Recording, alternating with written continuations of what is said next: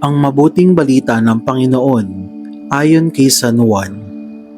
Nang nagtatakip silim na, ang mga alagad ay pumunta sa tabi ng lawa, sumakay sa bangka patawid sa Capernaum. Madilim na'y wala pa si Jesus, lumakas ang hangin at lumaki ang alon.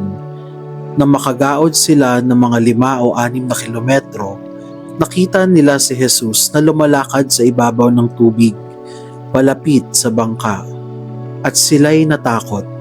Ngunit sinabi niya sa kanila, "Huwag kayong matakot, ako ito."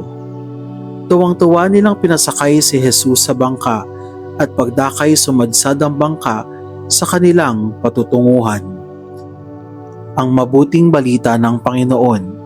Pinupuri ka namin, Panginoong Hesukristo.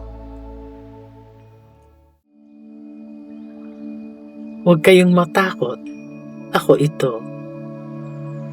May dalawang magkasalungat na simbolismo ang tubig sa kaisipan ng mga Hudyo. Ang tubig ay buhay dahil sa mahalagang papel ng tubig sa pang-araw-araw na pamumuhay. Natutugunan nito ang uhaw, nagtutulak ng maraming mahahalagang proseso ng katawan, gamit sa paglilinis, pagluluto at iba pa. Ngunit ang tubig ay kamatayan din dahil sa anyo ng tubig na hindi kontrolado ng tao, tulad ng malalaking alon sa dagat, malalakas na bagyo, daluyong, pagbaha na pumuksa sa maraming buhay. Ang paglalakad ni Jesus sa ibabaw ng dagat na maalon habang malakas ang hangin ay larawan ng pagtatagumpay ng Mesiyas sa kasamaan at kadiliman ng mundo. Paunang tanda ito ng tagumpay ni Jesus laban sa kasalanan at kamatayan. Walang dapat ikatakot.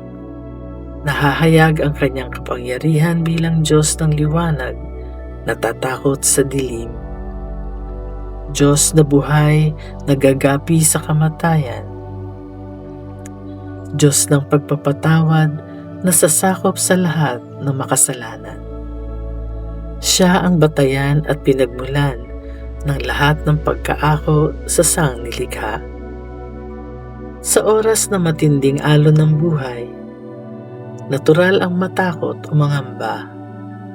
Pero tandaan natin, hanapin at kilatisin natin kung nasaan si Kristo sa mga pagkakataong ito.